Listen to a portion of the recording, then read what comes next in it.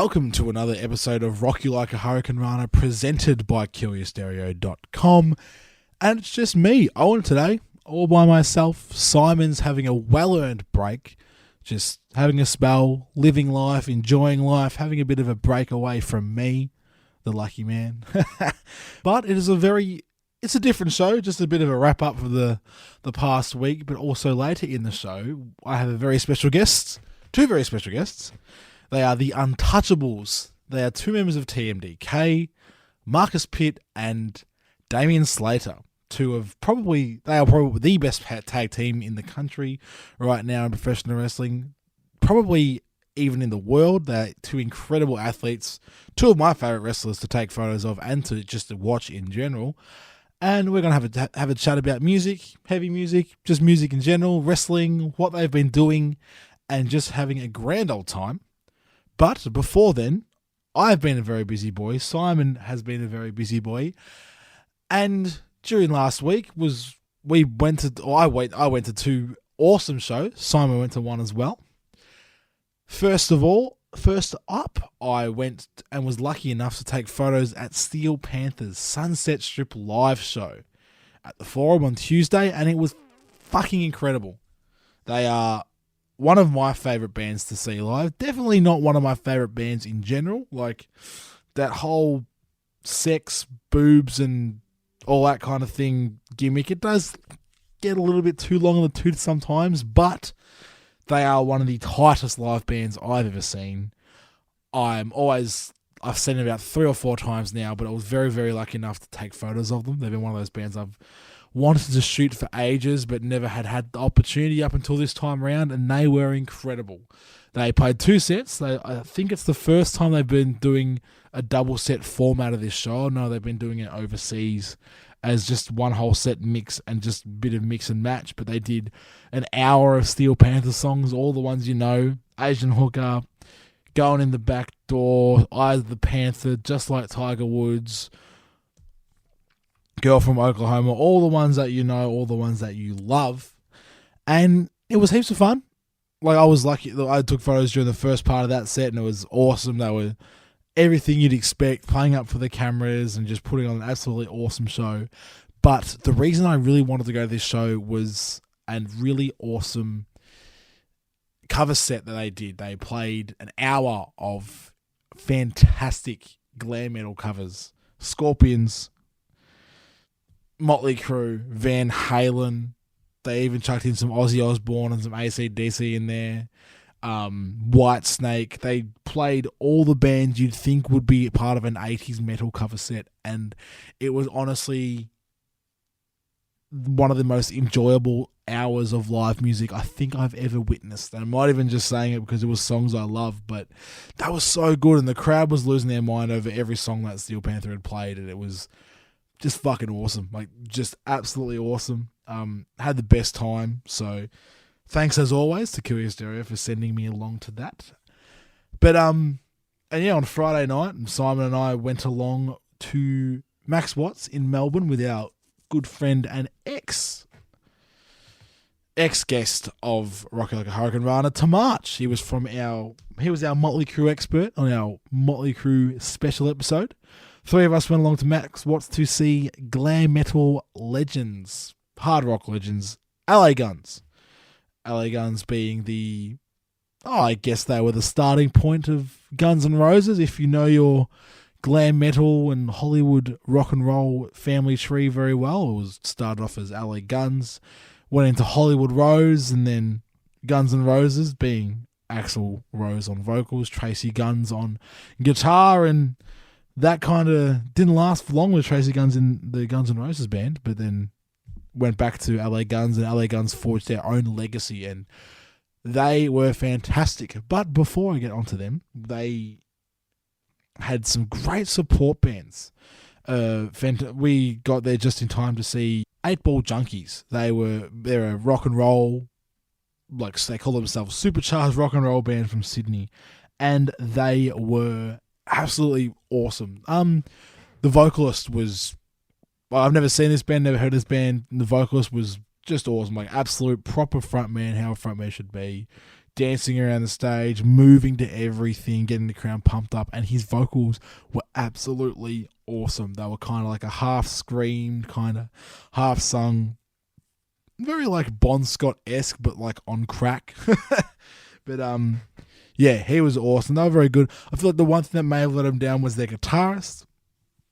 Like overall, he was good, solid guitarist. Played all the riffs were really cool, but his soloing was a little bit sloppy and a little bit thin.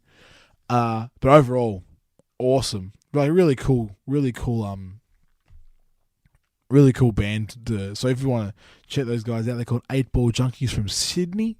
They did a pretty cool cover of Rebel Yell by Billy Idol as well. I really enjoyed it. But next up was a band called Sisters Doll from Melbourne. Now, I reckon some of our Australian fans would maybe recognise Sisters Doll. A couple years ago, they were on the Australia's Got Talent TV show. And they did pretty well. I think they got to from memory, I think they got to like the final 4 or 5. And that's how I know them. And they were absolutely brilliant. Like, they are probably one of the tightest, most in sync bands I've seen on stage. Like, they've got everything. They've obviously being a glam rock band, they've got everything down pat, both choreography wise, stage wise. The drummer's got the awesome little like old school headset drum mic, so he doesn't have a mic stand in his face, and they were just all absolutely brilliant. The crowd, like, there was obviously had a lot of fans of the band there. The crowd were absolutely losing it for these guys. Super tight. Like, just the guitarist was absolutely just, they're a 3-piece, so you've got the 3 brothers as well, which is really cool. So you've got guitar, singer, drummer does a bit of singing, and the bassist does a little bit of backing vocals. But it was very, very cool. They were a really, really awesome band. They closed with a fucking ripper version of Love Gun by Kiss, but the crowd just loved their originals, and I did too. They were really, really cool. I guess every song had a little bit of a different like influence from like Kiss, Hanoi Rocks, Poison, a little bit of Jet Boy, like some of like the more some a little bit more the more obscure glam rock bands from the mid '80s, and that kind of sounded like a little bit of early Twisted Sister as well. But yeah, they were a really cool band. Like, I think if you ever get the chance to check out Sisters Doll, definitely do it. I think I might just play a song of theirs at the end of the show to cap it off because I like them so much. But yeah, they were absolutely fantastic. So if you get the chance, I think they got a few shows coming up around Melbourne, so check out their Facebook page. But the reason why we were there were rock and roll legends of the Hollywood glam scene from the mid to late 80s, LA Guns, and they were brilliant. I would mean to go to this show, and I got my ticket literally the morning of the show, and I'm so glad I did. It was $70 well spent. They were brilliant. It was the first time that vocalist Phil Lewis and Tracy Guns, the guitarist, had been in Australia together for God knows how long, many years, and this is the first time they've been touring together in a very, very long time, and it's so good to see them back together. For fans like myself and Tamarch and Simon, we were very, very stoked to see them play together, and it was such a good set. They played all the songs they would play, like Electric Gypsy, Sex Action, Malaria, all the awesome songs, all the awesome classic LA Gun songs that they play. But they also played a whole bunch of new stuff from their new album, Missing Piece, which I loved from last year. So definitely check that out. It was in my top 10 albums last year that I really, really enjoyed. But yeah, it was brilliant. It was a really big crowd too. Didn't really think it'd be too much of a big crowd, but it was pretty packed at Max Watts. It was an awesome night. Definitely all our American or international fans, if LA Guns are coming to your town, you have to go. They were absolutely brilliant. I had the best time. I am very happy that a lot of these old glam and sleaze bands are coming to Australia again. Like, it's like a mini revival. It means I get to see the bands that I love, and I didn't get the pleasure of reliving the first time because I wasn't alive. But enough of that. Enough of me recapping my cool little week, just living the glam rock dream. I'm going to hand over to myself and here's my chat with Marcius Pitt and Damian Slater, the Untouchables of TMDK. Alrighty, I am here all by my lonesome today, and I'm here with the Untouchables from TMDK, from EPW Perth, Marcius Pitt and Damian Slater. How are we, boys? We are fantasmic. Good Digibeard, how are you? Man, I'm not bad. Living the dream, living life. You know what it's like. Good to hear. That's good. How about you guys? You guys have been very busy this year. Yeah, we have. We've been riding the wave of international visitors in this country. Yeah. So we had a good time on the New Japan tour early this year. Because you did all 4 shows. No, on we that did one, 3 or out of 3 3. 4. We did Melbourne, Sydney, Perth. Yep. Not good enough. Adelaide. Unfortunately, not good enough for my hometown. I was going to say, That's since all right. mate, missed out on Adelaide. Since you've moved from Adelaide, I don't want you anymore. Everyone's forgotten. But and we just recently followed up with the Progress X EPW event, and obviously now we're here in Melbourne for the big MC dub. Yeah, that's awesome. What about you, Muffins? How's things with you? Good, recently man. become a dad. Daddy. Yeah. Isn't that ridiculous? Muff Daddy. Now the nickname makes sense. Someone's actually like, you're actually in charge of someone now. I was just going to say, it is absurd that I, of all people, anybody who knows me in Australian wrestling will know that me being responsible for a child is fucking ridiculous. That's absurd. That is absurd. I'm but impressed. my poor wife now is in charge of 2 children. So, Well, there you go. yeah. Well, we're here to talk about some wrestling. We've done that. We'll talk about some music. Now, I know Even you better. guys are into just any sort of music anyway, but I know you're particularly into bits of heavy metal. Love some heavy hardcore. music. Love some Correct. hardcore. I remember, I think the first time I saw you guys on Facebook, I'm like, I'm going to get along with these guys. Because you went to an Every Time I Die show. Yeah, sweet. They're Did. every time I die is my jam. Is Andy Williams someone you would like to wrestle? Because he wrestles. Absolutely, and Good story coming. Good story coming. Tell me. So I've been into Every Time I Die for many moons since back like their early stuff, super early. I think they played like the first Soundwave that came to Adelaide, and I went to that. And Was that like 2009 or 10 or even before probably that? 2008 maybe. Yeah. I don't know. But me and my mate followed him around. We loved Awesome Andy. Following him around all day, and then a few years later in 2013, I wrestled on Big Day Out tour for Lucha Vavoom. Okay, yeah. Same tour that Every Time I Die supported. Yep. So we would have our AAA passes, and myself and Shane Haste, who's currently in NXT as Shane Thorne. We basically just followed them, and we went every show side stage, and then we were wrestling in, I think it was Gold Coast. It was like the second show, and we look out in the crowd and we just see like this big burly Andy Williams, and we're like, holy shit! Like Every Time I Die, watching us wrestle. Yeah. And then we tradition after every show, after every Big Day Out, there was a massive after party. So we got super loaded, and then met up with them. And I don't think he drinks, but the rest of them did. So we befriended some of the other members, and continue to stalk Donald Glover. Oh yeah, Donald Glover. That's a whole different story. But we found out that they, and especially Andy, were just super big pro wrestling fans. Do you listen to that? Do you listen to Andy's podcast? Yeah. It's my With favourite podcast with old Braxton's- Jesse. Yeah, with for Pepper sure. Parks. Yes. It's my favourite podcast. But apart from my own.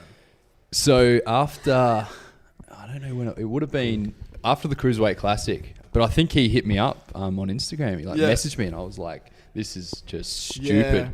And he was like, "Oh, whatever." Had no idea that we toured together. Yeah. Because whatever. And then they were coming to Perth, and he's like, "Hey man, have you got tickets already?" I'm like, "Fuck, I've already bought all these tickets." And he was like, "Oh, I could have got you free tickets and whatever." So but sick.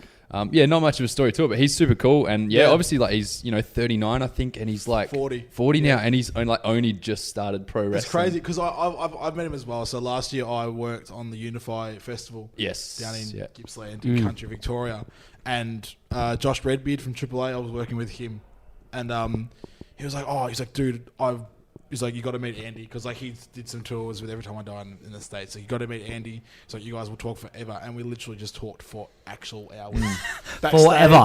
about wrestling, just about any sort That's of wrestling. great. So he's That's like, so good. he's like the person I want most in this podcast. Yeah, crazy, perfect mix. But I know you guys are into Let Live. Oh yeah! Because- See, they were the highlight of the show. God, because that was the tour with I Counterparts disagree. as well. Yeah. I disagree. Yeah, because you're a mental case, but Let I Live love Let was Live. boss, man. Damn, fuck. What are your Let Live tunes? What get you pumped up for? Oh, dude, just the Black is Beautiful. That entire album. Is Okay.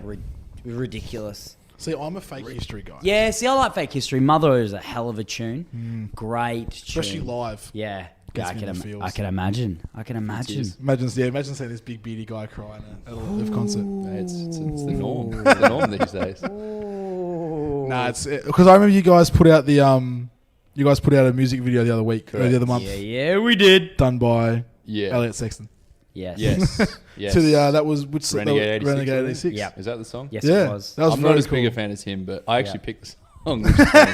But I always thought that was a wicked wrestling It's a MV really- clip. But how many good tunes on like the 6.8 billion? And, Yeah. Oh man, there's so many good Like tunes. me on and that. Simon, we have this thing on the show. Like we just like any song that we hear when we do like a review of a band or something. Like if it sounds like a good wrestling song, it's a good Yes. song. Yeah. If it's this song that you can walk out to or use in like a video clip or something, Yes. it's got to be a good song. Yeah. Renegade 86 was such a good tune for that Yeah, highlight package. 100%. Yeah, What a good highlight package though, huh? I liked it. What a match. It was a good match. Quite talented, that man, that He is. Sexton. Old Elliot. He That is. damn Sexton. That damn Sexton. Sexton. Was it a P&B?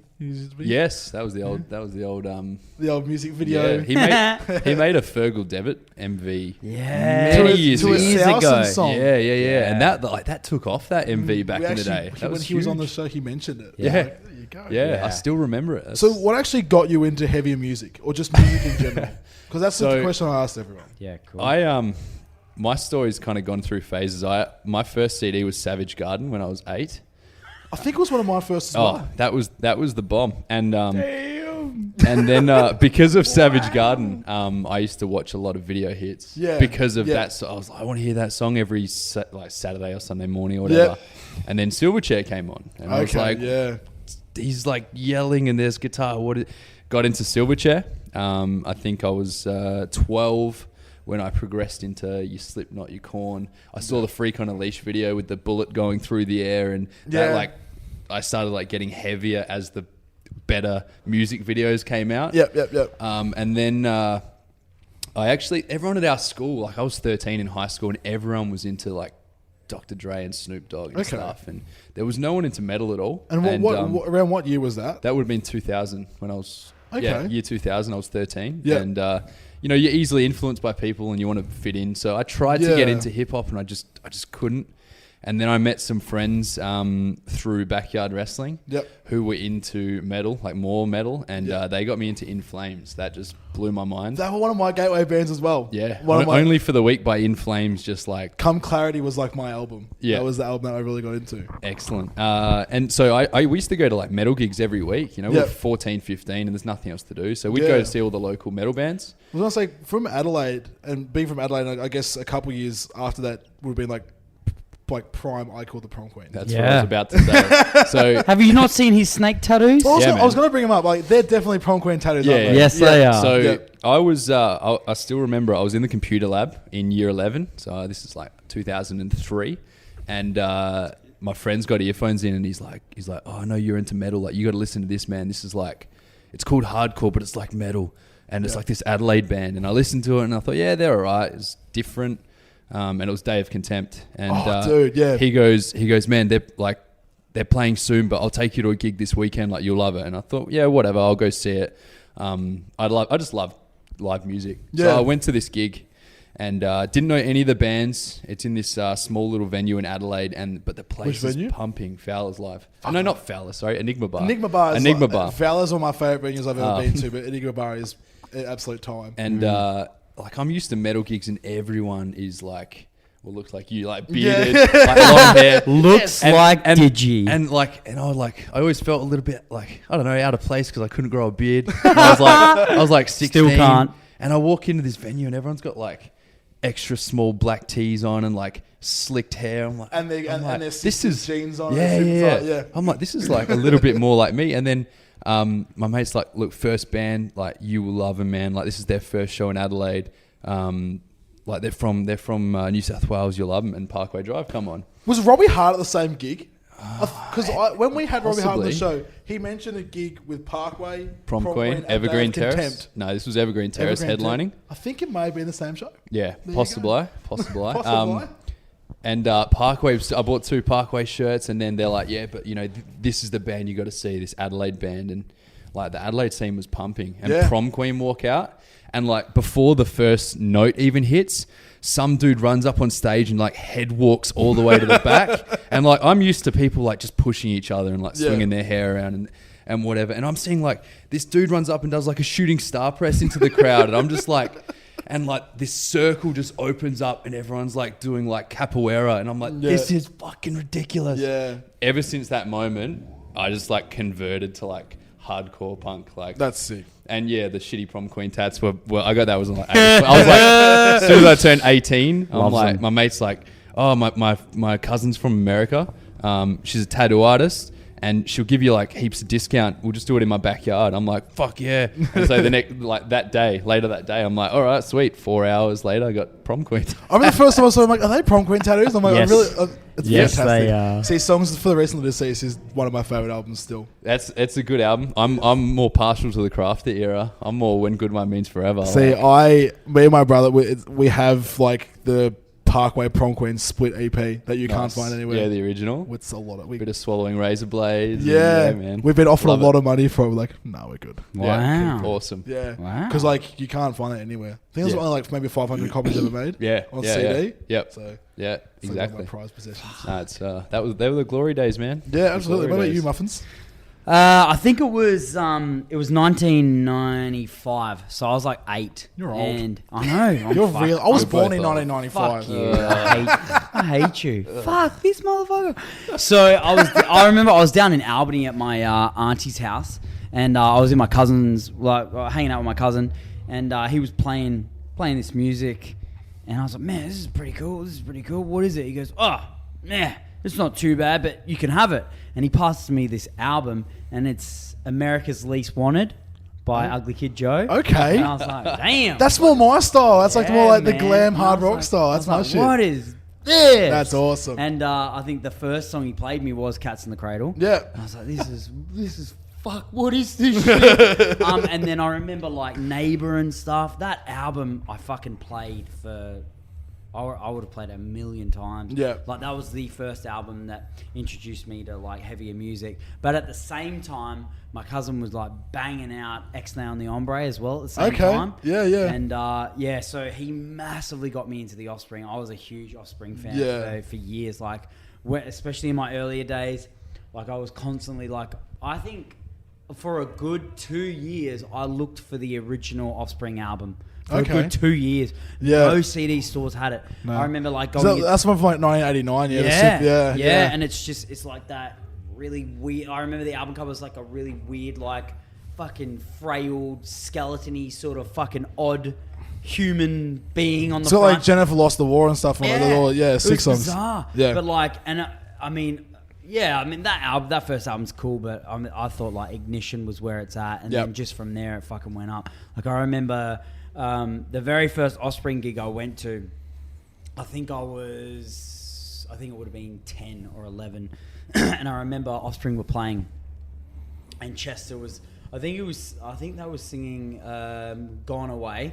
Yeah. And all of a sudden the fucking amps blew up, and I was like, "What the fuck?" And it looked like fireworks and shit shot out of the amps. I was like, what the fuck's going on? Whole venue went black, and then Chester all of a sudden gets on the microphone and he's like, oh look guys, we're having a few issues here, blah, blah. Just gotta hold on, just give us a second, blah, blah. And then all of a sudden like Noodle starts like hammering the riff for Dirty Magic from Ignition, and I was just like, fuck, it was just blowing my mind. I was like, this song's my shit. Like, because I was always a big Ignition fan. I mean, I loved Smash and X-Nay and the Hombre, but Ignition was so underrated, and Dirty Magic was the fucking... What a fucking song that was. But yeah, no, that was they're massively fond memories of... I feel like Offspring were a gateway band for a lot of people. They were for me, definitely. I was like 4 or 5. Yeah. And my parents always used to like tape music videos off Rage and Video Hits. Yes. And just used to like put them on whenever. Yeah. And like there was always Offspring songs on there. And like, especially their shit from like Americana and stuff like that. Like Why Don't You Get a Job and all that kind of stuff. Yeah, of course. But and that kind of like got me into more of them. And then 2013, I saw them twice in a year. Yeah. Because they came out for Soundwave then Warped Tour. Yep. And it was like the coolest thing ever. I'm like, oh, man. 7-year-old Owen is going to love this. Because I was a drummer, man, for years. And I did a little bit of stuff like when I was younger, like helping out Carnival and stuff like that, which was cool. Oh, like, no shit. Just doing a little bit of studio drumming and stuff like that for him. And like Ron Welty was my fucking hero, like the original Offspring drummer. He was phenomenal. Like I remember, I think it was 1998, I reckon. I think I was fucking, I don't know, 12 or some shit. Yeah. And 11 or 12. And I remember I got these backstage tickets for Offspring, and they were playing at the Perth Entertainment Centre. Okay. It was like one of their bigger gigs that they'd ever done in Australia. And it was fucking jam-packed, man. It was jam-packed. And we got backstage tickets. And I remember Greg Kay came out, and like everyone was kind of like standing back, like, oh, do we approach this guy or do? And he's kind of like fucking standing there awkwardly, and everyone's like just so starstruck and like, fuck, do we talk to this dude? Yeah. And then I remember and Greg's like standing there and like, man, fuck these guys. Like, no one's talking to me. And he fucked off. And I was like, oh, okay. And then I just remember the next person coming through the curtain was like Ron Welty. And I was like, oh. And I ran up to him and I was like, dude, you're my biggest, you're my hero. Like, I'm your biggest fan. Like, you're the most amazing drummer, man. Like, I love everything you do. And he's like, oh, thanks, dude. Thank you very much. I didn't know you were a drummer. That's sick. Because I used to drum really shit punk bands. Yeah? Yeah, we call them Miyagi's because my favorite movie is The Karate Kid. So yeah, exactly. good. I haven't seen it yet. No, I haven't seen the new series. Is so good. I have to watch it. It's so good. I have to watch it. I've heard good things. I saw you bang on about it. I'm like, I have to go. I have to watch it somehow. I was prog rock, man. Like our band, like we were called Off Limits. Lel, what a fucking such a generic. We're having a chat about generic band games. Fuck.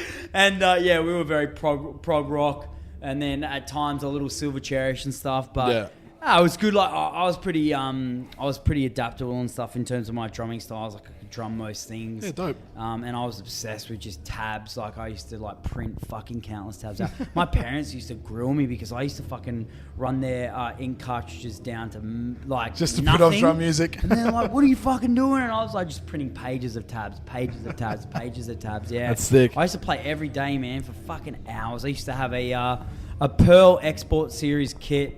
And it was like this topaz fade color, so it's kind of like an orangey yellow, which like faded into like this brown color. It was fucking sick. What a guy! And I remember, I think like my old man, like I think he spent like $5,500 on my drum kit. It was epic, dude. I loved it. Were you musically inclined, Slats? No, not at all. No, just like going. Me and some friends had planned to start a band actually called No Sensei. Yes! And I practiced vocals for a few months in preparation. It just never went anywhere. But I never played any instruments. I guess it's one of those things where if you don't play it during high school, at least you kind of fall off the wagon. And I didn't fully get into like live music until I was about 15. And by that point, like my parents aren't going to buy me anything. And that was when you started wrestling training, a bit earlier 15, than that. Yeah, same age. And there's just too much going on. Yeah. It's funny, man. Like you think of like guys and stuff in our wrestling like community and stuff now in Australia, and I'm like, oh yeah, like fuck, like do you have any other hidden talents or special talents? I tell you, Logan Gray from Perth from EPW. Yeah, he was in a sick band for ages. Man, and what a vocalist! Like he was fucking incredible. They were great. Like his mates with my friend Detlin, who's a band called Advocates, who I used to tour with. Yeah. They're very similar, like kind of style of music.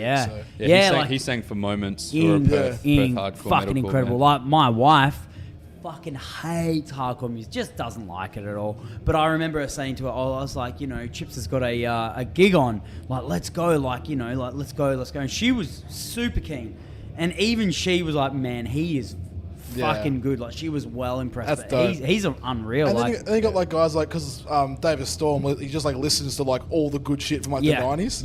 Or like the like early grunge stuff and like Carnival and that. EPW was very influenced early on by a lot of Perth bands like Heavyweight Champ, Subtruck. So a lot of the local Perth metal scene used to allow EPW to use songs for their music videos, and their music videos in the early days of like the early 2000s. Revolutionary. Australian wrestling back then was very like traditional, a lot of old timers and not a lot of like cool cutting edge stuff. Yeah. But EPW kind of did that. They did the music videos and they played the awesome metal and that's honestly what attracted me to them. I was like, man, these guys are just cool. I guess like as well as that, but like obviously most people will be like more like the WWF kind of stuff where they use Yeah. a lot of, and even WCW use that more like Absolutely. like 90s, Yeah. like early, like late 80s, early 90s, like glam style. Yeah, like music. even And fuck, did Misfits you like? and- Yeah, But around. Misfits and WCW Hell is yeah. the most cringiest thing ever. Oh yeah. And then when Insane Clown Posse were in man. WWF. Yeah. But seriously, dude, like around the time, like 2004, 2005, that's when EPW were like hammering the highlight videos and using bands like Anti-Static, Subtruck, Heavyweight Champ and stuff. And at the same time, like WWE were using very, very similar music. Yeah. I just remember like at one of EPW's big show, their annual show, Reawakening. I remember before, like, while it was EPW's very first ever cage match. Okay. And while they're setting up, it was Azazel versus FN Carnage. And while they're setting up to like kill time, Anti-Static played a live set. No shit. It was See, fucking I want cool, more of that in man. wrestling yeah, again. It was fucking cool, Yeah. dude. Yeah. Like, it was funny though, because like they're playing and playing, and they're like, "Fuck, these guys are taking a real long time to set up," and somebody had to run over and be like, "Yeah, guys, can you fill in for another like 20 more minutes? Can you play some more shit?" And they were like, "Fuck, man!" By the end, they were digging into their repertoire. I think they were like nailing fucking covers and shit. They were just running out of material. It was so good, but fuck, it was cool. Would you like to see more bands like team up with yes. wrestling again? Like how Yes. Wrestle Rock used to do it? I think the issue is though, like with your, just for what the wrestling scene is like these days, your demographic is certainly getting back into like the 18 to 35. Yeah. But I wouldn't necessarily say they're into a certain genre of music. Yeah. So, I mean, you could bring out a metal band or a rock band or whatever. Who's going to enjoy it? I don't know. that's the hard But thing. Back then, it seemed like everyone could appreciate Yeah. some wrestling metal. That's what I found so impressive with the Every Time I Die show they did in December last year. Yeah. They sold 3,500 tickets to a show with 6 wrestling matches and 9 bands. Yeah. On the same show. Yeah. Okay. Like that's beyond belief sometimes, Yeah, especially yeah. in today's day and age. Definitely. For sure. So sick. Yeah, no, it's a shame because like one thing that really stands out to me is Shane Haste or Shane Thorne from NXT. Yeah. He had this. I mean, you know, it wasn't the greatest track in the world, but his mates had a band, and I think they made him a song. It was called Meat. Okay. It was called Meat, and it was his entrance theme for years, and it was Yeah. fucking cool because he had his own recorded song that was made specifically for him, Yeah. and he could use it on any sort of like, you know, media revenue. Like no Yeah. one's going to obviously try and you know, do you for copywriting and stuff like that. Yeah. It was cool, and it's one thing I've always wanted to do in my wrestling career is have some band or someone like make me my own like personal. Well, that was thing. like with the song that Sexton used on the New Japan tour was written by a mate of ours, Cam. Yeah, okay. He plays a band called Set Me On Fire. Yep. He used to Yes, be and they backyard- he were used to be Storm backyard- Picturesque. Is that them? No. Yeah, he was in Yeah, Storm yeah, Pictures too. yeah, He was yeah. also the backyard wrestler CJ Yes. Phoenix. Yes. Ah. I do. Those who are Yeah. playing at home. That's right. Fuck. Yeah. I knew that. Yeah. When I found out, it blew my mind. It was Yeah, fantastic. wicked. That was, That's yeah, I remember cool. HVWA back in the day. Yeah. Man, it's funny because like back then, backyard wrestling was really frowned upon. Yeah, I've heard the When I stories. first started, the first question I got when I started training was like, "You're a fucking backyard wrestler." I was like, no. I like denied it till the end of the day, but but the funny thing is, we all used to watch backyard wrestling for Of course. inspiration. We'd be For the like, forums and stuff, yeah, yeah. and we'd like rag on them like, "Oh, backyard," and then we'd be like, "Oh, but that's a cool move. That's a sweet move." good. So And they got guys like Osprey and that who like dominate, and like Robbie Eagles who were dominating the world of wrestling. And Yeah. they were backyarders. yeah, look, most of us did some backyard. Yeah. Like, who wouldn't? It's fun as hell, man. Like, backyard wrestling is the bomb. I used to Yeah. beat the fuck out of my brothers and my brother and his friends on my mates my brother's friend's trampoline. It was great fun. The stupid shit you used to do on those. So Man. before we wrap up, I just want what was your favorite entrance song you've ever used as a tag team or just singles? 'Cause I'm sure you guys have had some pretty cool stuff. I haven't had many. yeah. The one I used the longest would have been Blue Monday by Orgy. Okay. I used that Good. for many years. Cool. For close to 10 years, I reckon.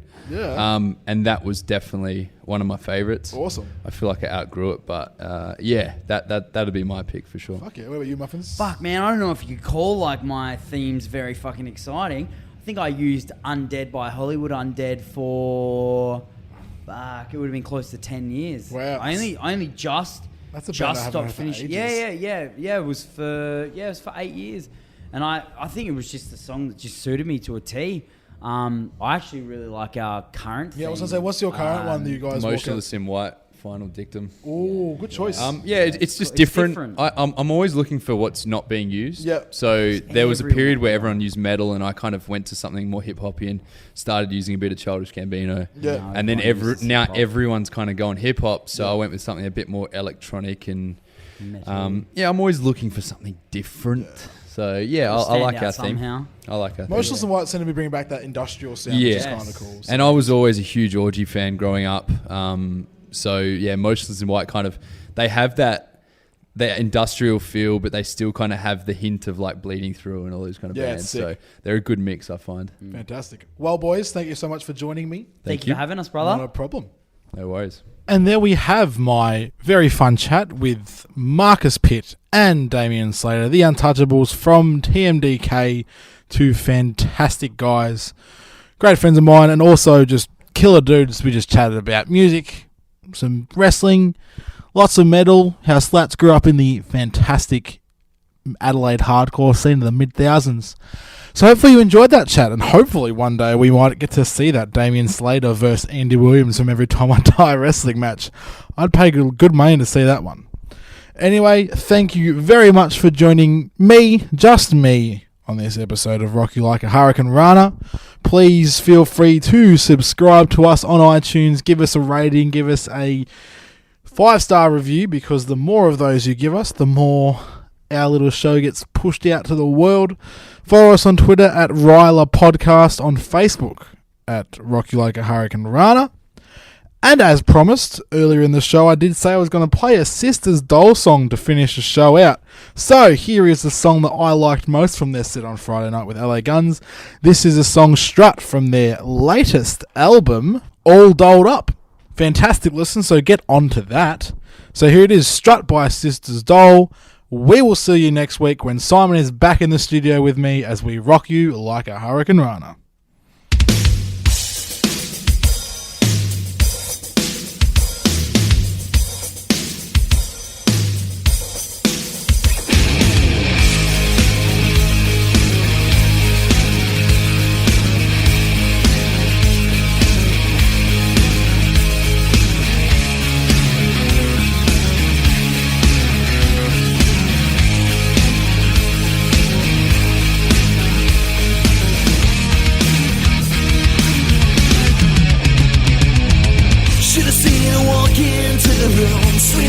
Satisfy me and you, but I don't know you like I need to know you. I've never had a sweet lady.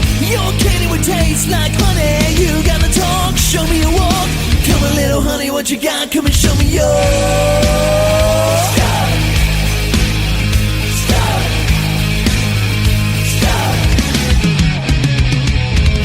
Long legs, you're looking really tight. High heels, I know you're feeling right. Now watch you move, and everything you do. Walk around like it's a city. When the bar, you look pretty. Drink my whiskey, sip your wine. Roll still kissing in the summertime. Stop.